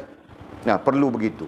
Sehingga ketika itu hilanglah kebutaan daripada kedua-dua belah matamu. Nah, baru kita akan hilang kebutaan. Kebutaan air buta. Baru buta kita boleh, sakit mata kita boleh berubat, boleh sembuh. Faham tak? Nah, itu maksudnya. Macam Maulid pun ada orang datang berubat. Tidak pergi berjumpa dengan psikiatrik. Itu adalah masalah psikiatrik, masalah gangguan mental. Nah, dia orang tidak pergi berjumpa. Datang berjumpa dengan kita mencadangkan supaya pergi berjumpa dengan psikiatrik ini. Doktor atau pakar dalam bidang ini. Jadi dia orang kasih makan ubat. Ubat apa kamu orang kasih dia makan? Ubat skizofrenia, ubat untuk kasih dia tidur. Nah, salah sudah ubatnya. Faham tak? Nah, dia bukan dia tidur, dia lagi gila sudah jadinya. Faham tak? Kenapa? Kerana tidak berjumpa dengan orang yang betul untuk merawatnya. Faham tak? Nah, begitu. Akhirnya dia jadi lebih teruk. Nah, kita tidak mau begitu. Faham? Kita sakit sudah, rohaniah kita sakit sudah, mata kita buta sudah. Kita pergi berjumpa dengan orang syirik. Nah, bukan mau mengelokkan kita, merusakkan kita. Kita pergi berjumpa dengan orang munafik. Nah, bukan mau mengelokkan kita, bahkan merusakkan kita lagi. Nah, demikian juga kita berjumpa dengan orang fasik. Nah, hakikatnya apa? Kita perlu berjumpa dengan si mukmin. Dan si mukmin yang kita mau berjumpa itu perlu berada di posisi ketiga tahap mukminnya, yaitu sempurna, ataupun istilah ilmunya kita sebut nihayatul iman. Nah, istilah nihayatul iman kita akan jumpa di dalam kitab-kitab besar tu. Dalam kitab-kitab tu semua ada. Nah, itu istilah. Fahamkah? Okey. Nah, apabila kita berjumpa dengan doktor pada kiasan doktor tadi, ketika itu hilanglah kebutaan daripada kedua-dua belah matamu. Sama saja. Kalau kita kiaskan kepada si mukmin tadi, hilanglah kebutaan mata hati kita, celiklah mata hati kita, ataupun hilanglah kotoran-kotoran kan, yang kita sebutkan kotoran-kotoran rohaniah kita. Nah begitu. Kemudian katanya, berhina dirilah kamu kepada Allah, baru kita nampak diri kita sendiri. Dan apabila kita nampak diri kita sendiri, maka barulah kita akan rasa hina diri di sisi Allah Subhanahu wa taala. Itu bilang berhina dirilah kamu kepada Allah, baru kita akan terasa hinanya kita di sisi Allah. Nah, sebelumnya kita sombong saja. Kan? Bukan saja sombong, melampau-lampau macam-macam kita. Contoh kita, boleh bilang kita ya. Nah, mungkin orang yang fasik itu kan dia sombong, melampau saja dia dengan Allah Subhanahu wa taala. Nah, apalagi nifak, apalagi syirik sebelumnya. Nah, apabila kebutaannya itu menjadi celek, nah mata hatinya menjadi celek, nah ketika itu baru dia nampak dirinya sendiri. Nah, ketika dia nampak dirinya sendiri, maka berhina dirilah kamu kepada Allah, baru dia tahu dia adalah manusia, insan yang lemah, lagi hina di sisi Allah Subhanahu wa taala. Nah, baru dia tidak sombong dengan Allah.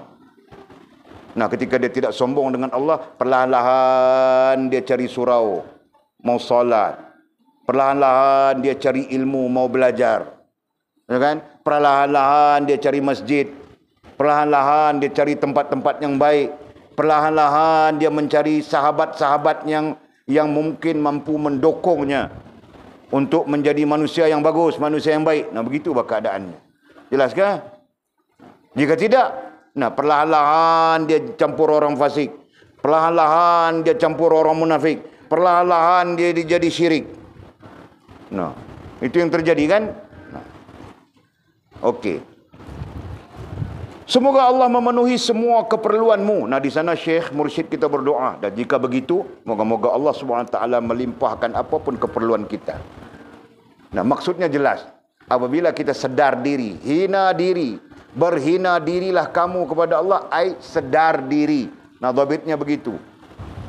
Apabila kita sedar diri, nah, jadi Syekh berdoa, Mursyid kita berdoa, semoga Allah memenuhi semua keperluanmu. Kenapa? Kerana Allah Subhanahu wa taala akan melimpahkan rahmat dan pertolongannya kepada hamba-hambanya yang sedar diri. Dan kita belajar sudah itu ya. Kita belajar sudah. Sedar diri inilah yang menyebabkan Allah menerima diri kita. Jadi Allah menerima diri kita berpunca dari kita sedar diri kita. Nah itu. Fahamkah? Dan apabila Allah menerima diri kita, nah Allah melimpahkan rahmatnya kepada kita. Nah itu maksudnya. Semoga Allah memenuhi semua keperluanmu. Kan? Semua keperluan itu, kalau mau jelas, bilang rahmat Allah Subhanahu wa ta'ala. Jadi kan, semoga Allah memenuhi semua keperluanmu, rahmatnya kepada kita. Nah begitu. Ini Allah pandang kita apa tidak? Ya, itu yang kita takuti. Allah tidak memandang kita. Kan? Ada ulama yang berbahasa begitu. Allah pandang kita pun tidak. Kita saja perasaan macam Allah terima kita, bagus sudah, elok sudah kita, nanti mati masuk syurga. Nah, kita perasan. Perasaan itu apa? Bangkil. Perasaan itu apa? Nah, perasaan itu adalah rasa dan perasaan yang salah.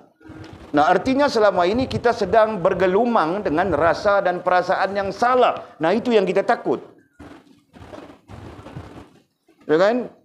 Jadi kita bergelumang dengan rasa dan perasaan yang salah. Sebenarnya salah, bukan betul. Kita rasa bagus sudah kita, rasa baik sudah kita, rasa elok sudah kita. Padahal jahil, tidak tahu apa, iman entah kemana. Ya kan? Yang berdiri di dalam diri kita penuh dengan syirik, penuh dengan nifak, penuh dengan fasik misalnya. Dan kita sendiri buta terhadap hal-hal itu dalam diri kita sendiri. Masya Allah. Tapi kita perasaan saja. Perasaan Allah pandang kita, Allah suka kita, kan? Allah sayang kita. Kan? Faham tak? Faham tak boleh sebut begitu? Nah, kita takut perasaan itu. Perasaan maknanya apa? Perasaan artinya rasa dan perasaan yang salah. Nah, kita takut rasa dan perasaan kita yang salah. Padahal kita dalam keadaan tidak sedar diri. Nah itu. Jadi sebab itu dia bilang tadi, ketika itu hilanglah kebutaan daripada kedua belah matamu. Berarti kiasan kepada celiklah mata hati kita. Nah, ketika kita celik mata hati kita, kita akan berlaku kepada kita sedar diri. Nah itu.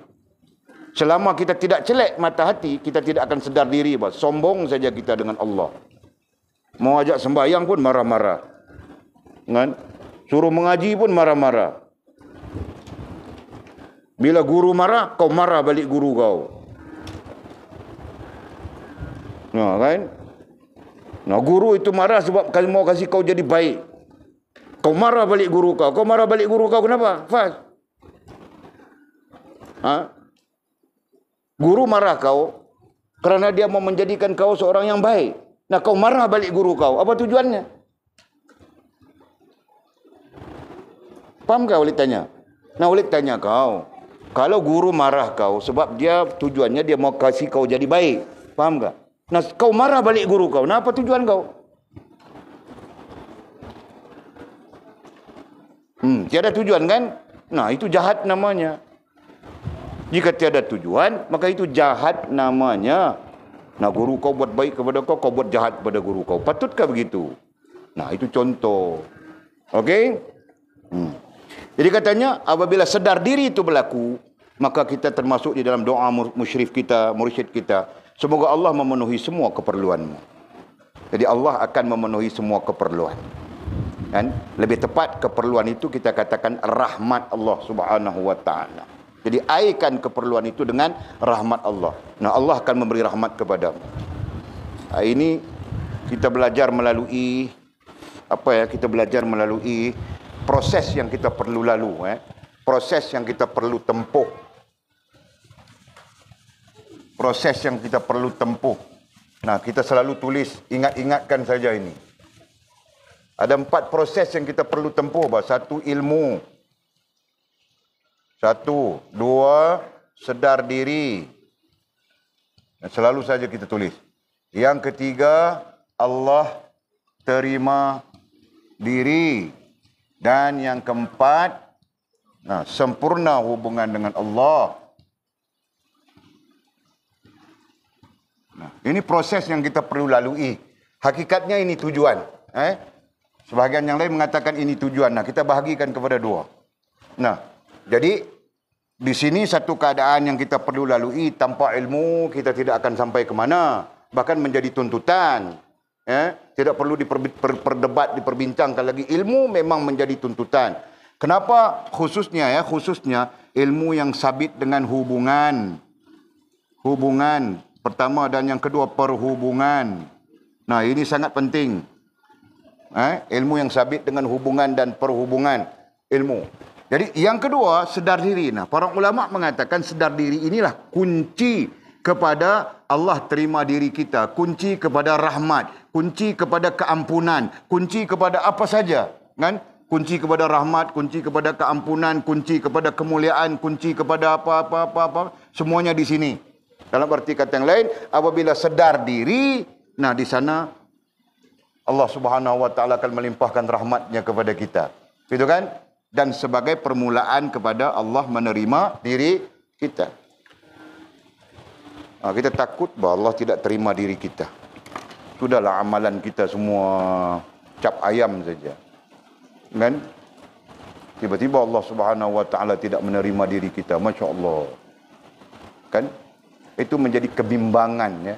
Perlu menjadi kebimbangan orang-orang yang orang-orang yang menghubungkan dirinya dengan Allah. Nah, perlu menjadi kebimbangan. Itu kan? Okey.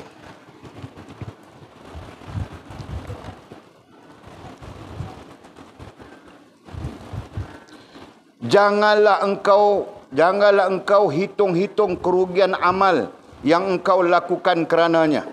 Kan? Janganlah engkau hitung-hitung mengira, ya kan? Janganlah engkau hitung-hitung mengira kerugian amal yang engkau lakukan kerananya.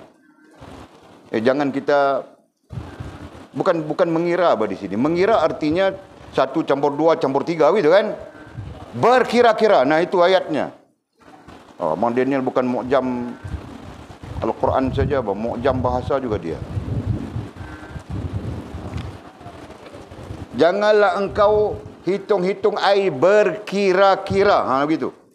Kerugian amal yang engkau lakukan kerananya. Jadi kau tidak perlu, jangan kita berkira-kira. Itu bahasanya kan. Nah ini kita berkira-kira saja. Kemarin ku sembahyang tahajud sudah. Tidak perlu lagi pahala banyak sudah. Nah sebab itu, jenis berkira-kira ini akan berlaku pada bulan Ramadan. Jenis atau bentuk berkira-kira dengan amalan ini akan berlaku pada bulan Ramadan. Perhatikan saja. Nah, semua orang mau buat kenduri pada bulan Ramadan. Semua orang mau bersedekah pada bulan Ramadan. Semua orang itu semua masjid penuh, surau penuh, begitu begini. Nah, akan berlaku begitu, Pak. Kenapa? Karena orang berkira-kira. Nah, maksud berkira-kira itu, berkira-kira pahalanya lebih begitu, pahalanya lebih begini, pahalanya lebih. Nah, itu tidak diajar di dalam disiplin ilmu adab Ahlussunnah wal Jamaah. Nah, tidak diajar begitu. Sebab itu, Walid tegas mengatakan doktrin pahala itu sendiri sebenarnya tidak diajar di dalam Ahlussunnah wal Jamaah. Cuma disebutkan saja. Tidak didoktrinkan. Nah, itu lebih tepat. Sebab doktrin Ahlussunnah wal Jamaah adalah lillahi rabbil alamin. Nah, bukan kerana pahala. Jadi dari mana datangnya doktrin pahala? Doktrin pahala ini datang luar daripada Ahlussunnah wal Jamaah. Pun begitu, Ahlussunnah wal Jamaah mengatakan sah bagi orang awam.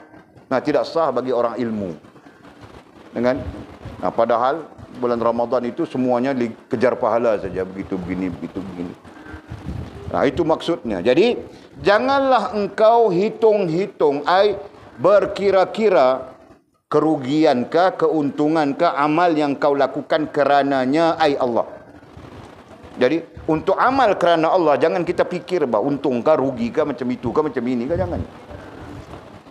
Ini kita fikir rugi tidak tidur malam. Yang kau tengok bola sampai siang, sampai cerah, sampai siang boleh.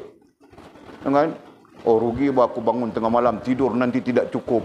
Yang kau main game sampai pukul 4 pagi tidak apa. Itu bentuk-bentuk kefasikan kita. Pantang dapat telefon saja main game. Nah, aku tidak tahu siapa, aku cakap saja. Okey. Tutuplah pintu semua makhluk dan bukalah pintu antara engkau dengan dia. Tutuplah pintu semua makhluk. Tutuplah pintu. Macam mana Walid mau atur ayat ya? Tutuplah pintu pengaruh. Nah, begitu. Lebih tepat. Tutuplah pintu pengaruh semua makhluk. Hakikatnya serangkaiannya dalam konteks ilmu datang dengan begini, Pak. Nanti kita jumpa di mana-mana tempat. 1 bilang makhluk. Nombor 2 bilang benda. Nombor 3 perkara. Nah, tutup semua dari ini. Perkara atau hal ya. Nah, semua ini perlu ditutup daripada mempengaruhi kita. Jadi tutup segala pintu-pintunya yang boleh mempengaruhi kita. Dan itu maksudnya. Tutuplah pintu yang itu bilang di situ. Macam mana mau letak ayatnya? Tutuplah pintu daripada mempengaruhi kita semua makhluk. Di sini bilang semua makhluk saja ya. Nah, kita lengkapkan dengan secara ilmiahnya makhluk, benda dan perkara atau hal. Nah, ini semua pada hakikatnya memang semua makhluk. Tapi kita klasifikasikan dia supaya kita mudah faham. Ya kan?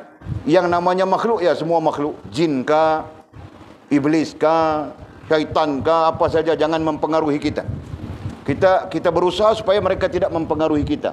Nah, termasuk supaya jangan mempengaruhi kita adalah benda. Nah, jangan benda mempengaruhi kita. Ini telefon tiada saja menangis bawah tangga. Solat pun tidak mau. Makan mau juga. Solat saja tidak mau. Misalnya. Kan? Kalau orang solat dia lari-lari saja.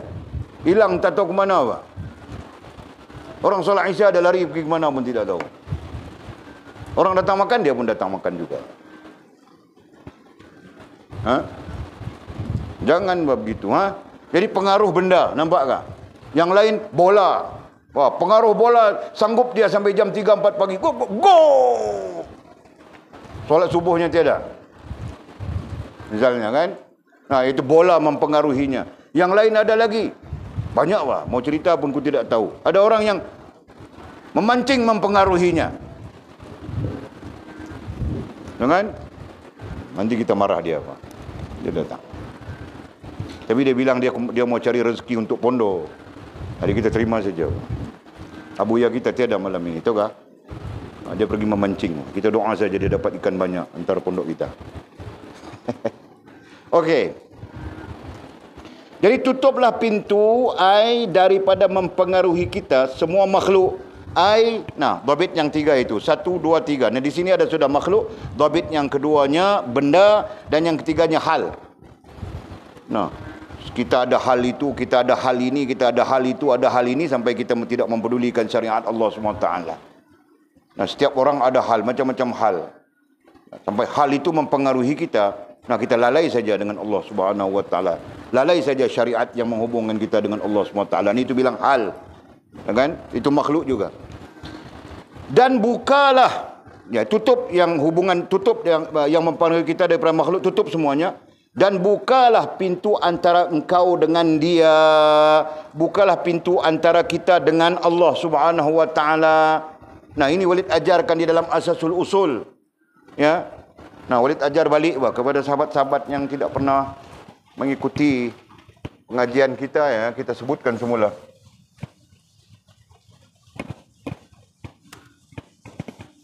Nah, doktrin yang kita perlu faham ialah Allah, agama, dan diri kita sendiri. Ini satu doktrin penting, ya. Hakikatnya adalah kita datang daripada Allah dan kita akan pulang kepada Allah Subhanahu wa taala. Ini hakikatnya. Dan boleh saja dikatakan hakikatnya adalah diri kita dan Allah. Diri kita dan Allah, tidak ada yang lain. Ini satu doktrin, ya. Dari awal kita mengajar macam ini. Okey. Nah, sekarang kita jumpa sudah teksnya. Agama menjadi wasilah antara diri kita dengan Allah Subhanahu wa taala. Nah, jadi kalau kita pakai ayat tadi, bukalah pintu hubungan kita dengan Allah Subhanahu wa taala, maka yang menghubungkan kita dengan Allah Subhanahu wa taala adalah agama. Itu kan? Nah, agama itu adalah wasilah, agama itu adalah jambatan. Jambatan yang menghubungkan diri kita dengan Allah Subhanahu wa taala. Nah, itu. Jelaskah? Nah, jadi apabila teksnya berbunyi apa tadi? Apabila teksnya berbunyi, tutuplah pintu semua makhluk dan bukalah pintu antara engkau dengan dia. Nah, di sana menjelaskan hakikatnya antara kita dengan dia, ai Allah SWT. Itu hakikatnya. Tidak ada yang lain. Faham tak? Sebab itu kita diajar, inna salati wa nusuki wa mahyaya wa mamati lillahi rabbil alamin. Nah, semuanya perlu dikeranakan dengan kerana Allah Subhanahu wa taala. Kenapa? Kerana pada hakikatnya kita dan dia. Tidak ada yang lain. Faham tak? Nah, itu. Nah, mungkin perbincangan pada perkataan pada hakikatnya kita dengan dia tidak difahami. Nah, Walid bilang semula, Walid cakap semula. Bangkil, kau tunjukkan yang milik kau. Mutlak apa? Pada diri kau sendiri. Mata kau apa? Mata bukan kau punya ke mata? Bukan. Masya Allah. Telinga? Nah, kalau kau bilang mataku apa? Mataku, kenapa mataku ini? Mataku apa kau bilang kan? Jadi, kaki, kau bilang kakiku. Nah, bukan. Tangan. Jadi apa yang milik mutlakmu? Tiada. Nah, ini satu kesedaran yang perlu ada kepada kita semuanya. Lalu yang ada pada kita apa? Pinjaman, kita belajar sudah. Yang ada pada kita hanya pinjaman. Gitu kan? Nah, pinjaman ini sepatutnya menjadi wasilah yang menghubungkan kita dengan Allah SWT. Maka sebab itu, tangan, kaki dan seluruh anggota kita perlu mengikut syariat Allah. Perlu mengikut agama. Nah, itu. Perlu mengikut agama. Jelas kan? Nah, kerana itu. Kerana semua yang ada pada kita adalah pinjaman, termasuk otak kita, akal kita adalah pinjaman. Nah, kerana itu kita perlu berhubungan dengan agama, dan agama lah yang menghubungkan kita dengan Allah Subhanahu wa taala. Hanya saja agama itu tidak mampu kita buat melainkan dengan mengikut baginda Nabi kita sallallahu alaihi wasallam. Maka baginda Nabi kita adalah agama. Jelas kah? Okey. Tutuplah pintu semua makhluk dan bukalah pintu antara engkau dengan dia. Nah, bukalah pintu antara engkau dengan dia. Engkau ai kita, dia ai Allah SWT. Nah, pintu itu namanya hubungan dan perhubungan. Dhabit di sana.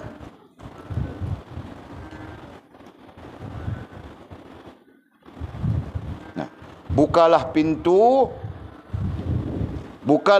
antara engkau dengan dia.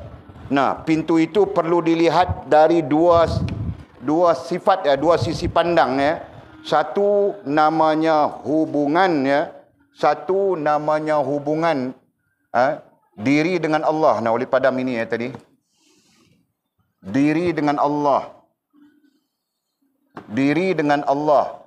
Ini adalah pintu pertama. Bilang hubungan. Sebut hubungan ya. Kemudian diri dengan agama. Ini pintu kedua. Sebut perhubungan.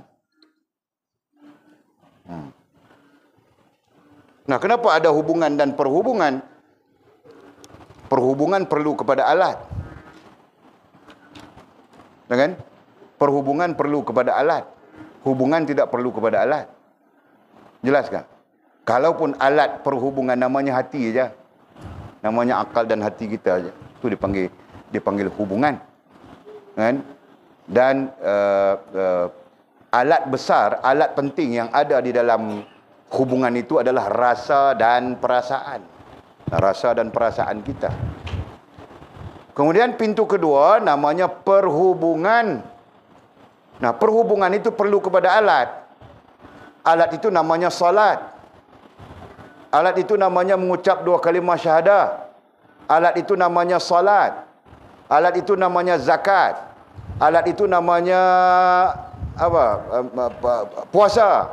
Alat itu namanya mengerjakan fardu haji sekiranya kita mampu. Nah, itu alat semuanya. Nah, sebab itu perhubungan terkait dengan alat dan terkait dengan fizikal, terkait dengan jasmaniah kita. Sedangkan hubungan, pintu yang namanya hubungan, dia tidak terkait dengan alat. Dia terkait dengan rasa dan perasaan kita. Nah, jelas sudah. Jadi buka pintu itu. Kan? Buka dua pintu ini. Buka kedua-dua pintu ini dengan Allah dan dengan agama. Tutup kedua-dua pintu ini daripada makhluk, benda, perkara dan hal. Nah, jelas sudah di situ. Kan? Kalaupun kita perlu kepada benda, nah tidak sampai mempengaruhi kita. Ya kan? Kalaupun kita perlu kepada perkara, tidak sampai mempengaruhi kita. Ini sampai mempengaruhi kita, makhluk mempengaruhi kita, benda mempengaruhi kita, perkara mempengaruhi kita. Nah, tempat yang sepatutnya, rasa dan perasaan kita itu sepatutnya terhadap Allah Subhanahu wa taala hilang. Semua dipengaruhi oleh makhluk, benda dan perkara. Jelas ke? Nah, itu jam Bashir Ahmad lari balik Bangladesh saja, fast mau terjun jambatan sudah. Itu boh. Okey. Kemudian kata musannif, mau habis ayat ini ya. Jadi cara mana Cara mana kita mau buka pintu hubungan dan perhubungan antara kita dengan dia, ai Allah SWT? Cara mana? Akuilah semua dosa-dosa dan kesalahanmu. Akuilah semua dosa-dosa dan kesalahanmu, serta kemukakanlah alasan dari kesalahan dan kelalaianmu. Serta kemukakanlah alasan dari kesalahan. Apa maksud kemukakanlah alasan? Kemukakanlah alasan dari kesalahan dan kelalaianmu. Apa maksudnya? Sedar diri. Nah itu kan, bermula dari akuilah semua dosa-dosa dan kesalahanmu, serta kemukakanlah alasan dari kesalahan dan kelalaianmu. Nah, semua ayat itu terkait dengan sedarlah diri. Kita tulis sudah di sana itu, 4 tadi mana itu? Ada kan? Sedar diri. Jadi kita berdiri dengan sedar diri, jangan berdiri dengan tidak sedar diri, Mangkil kan? Nah, kalau kau berdiri dengan tidak sedar diri, kau yang mengajar Walid, bukan Walid mengajar kau. Betul kan? Nah, kecuali Walid minta kau ajar Walid sesuatu yang Walid tidak tahu. Nah itu, contoh mau mengurat macam mana. Jadi Walid tanya kau, sebab Walid tidak tahu. Kan? Nah, begitu kan? Kadang-kadang Walid tanya Jul, kadang-kadang Walid tanya Rantau. Rantau Walid tanya mau Willy macam mana. Nanti Walid buat track keliling surau ni ada track. Untuk Rantau, Jul, Mizi, mau Willy kan? Kita beli wai suku kasih seorang satu. Okey. Jadi akuilah semua dosa-dosa. Siapa yang akan mengakui dosa jika tidak ada sedar diri? Faham tak? Nah, yang mengakui dosa adalah orang yang sedar diri, betul? Nah, baca saja doa baginda Nabi Allah Adam AS. Rabbana zalamna anfusana wa illam taghfir lana lanakunanna minal khasirin. Nah, kenapa baginda Nabi Adam AS melafazkan doa itu? Menurut ulama tafsir, berulang-ulang itu saja diminta, itu saja dimohon oleh baginda Nabi Adam AS kepada Allah SWT. Riwayat lain mengatakan 40 tahun. 40 tahun dia membaca Rabbana zalamna anfus, itu saja. Nah, kenapa? Jawapannya karena Nabi Adam sedar dirinya, sedar kesalahannya misalnya. Begitu kan? Kesilapan bukan kesalahan, kesilapan. Jelaskah?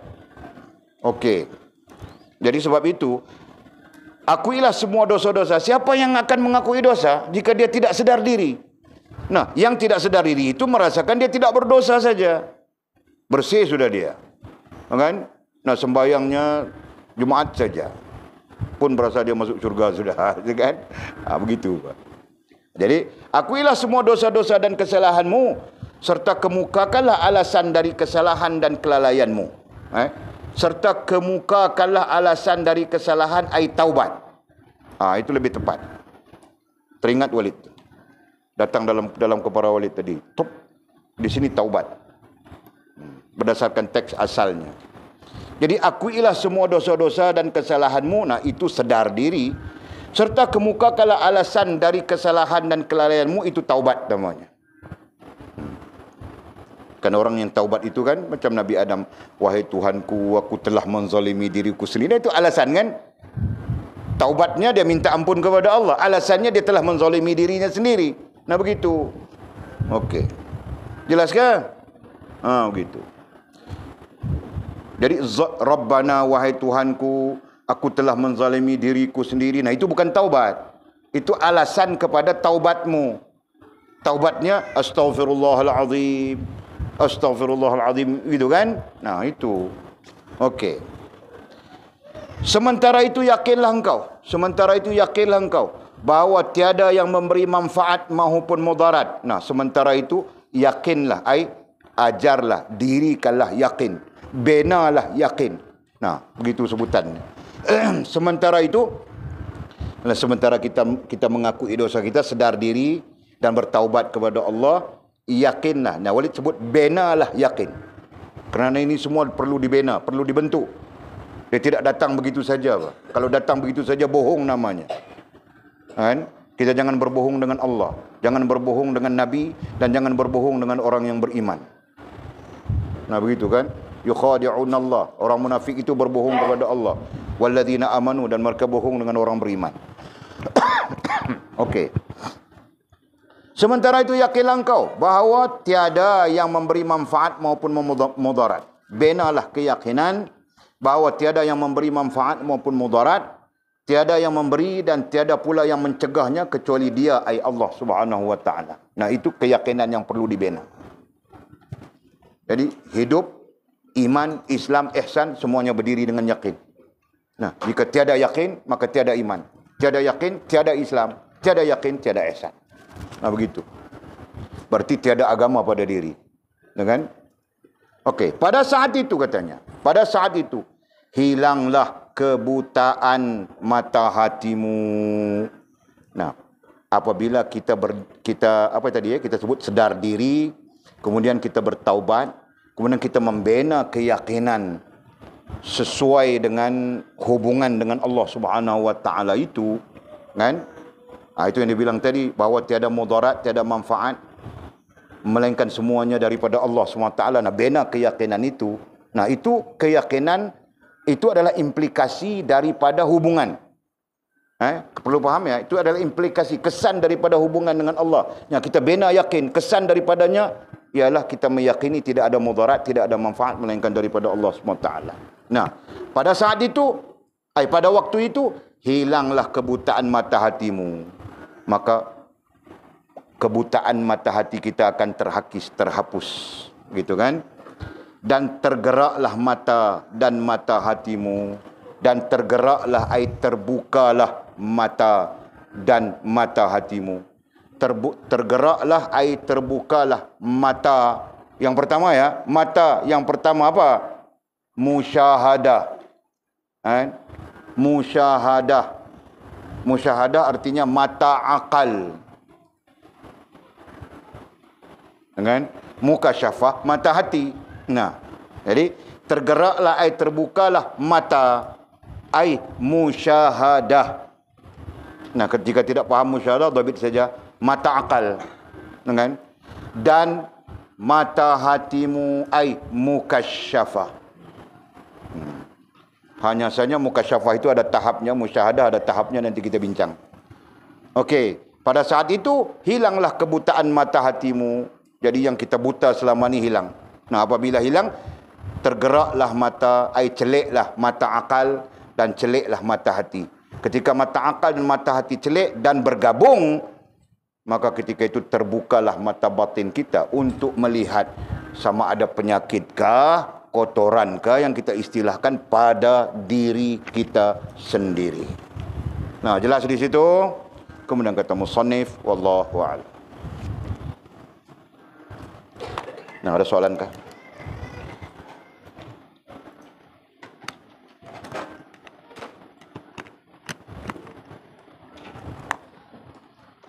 Tadi Walid fikir-fikir mau berhenti awal. Nah, Walid tidak boleh niat berhenti awal, dia akan tetap akan jadi lambat. Dia boleh bilang dengan mau berhenti awal malam ni rasa letih, jadi lambat. Kalau Walid tidak berniat berhenti awal pun lambat juga. Jadi mau buat macam mana? Okey, semua yang ada di dalam majlis kita, jika tiada pertanyaan, kita dijemput oleh Pak Harun kita untuk kenduri, makan kenduri malam ni. Bawa main sini kah, Pak Harun? Makan tu bawa main sini ya?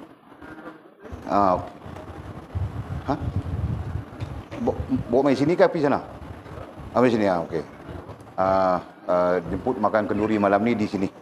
Jadi siapa pun jangan balik melainkan setelah makan. Nah, termasuk kamu orang juga jangan balik melainkan setelah makan.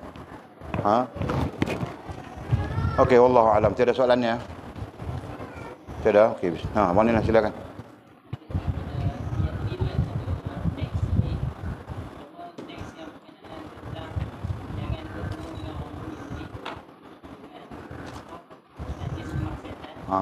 Maksud jangan di situ bukan nafi jinsi, bukan nafi mutlak.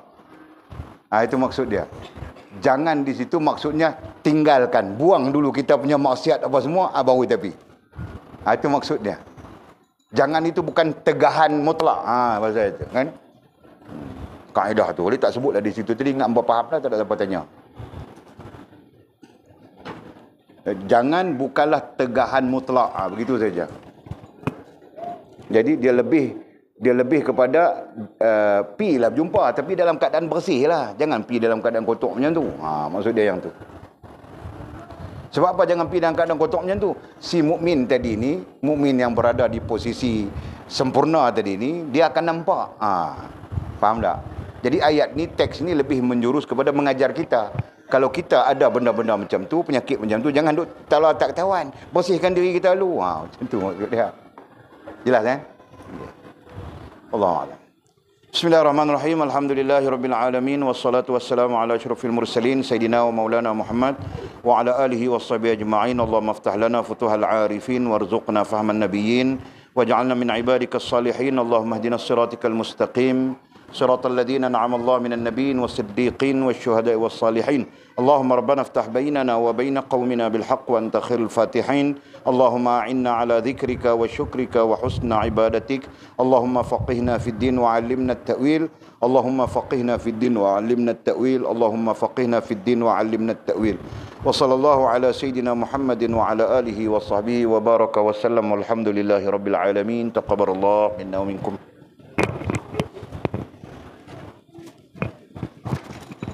أقم الصلاة.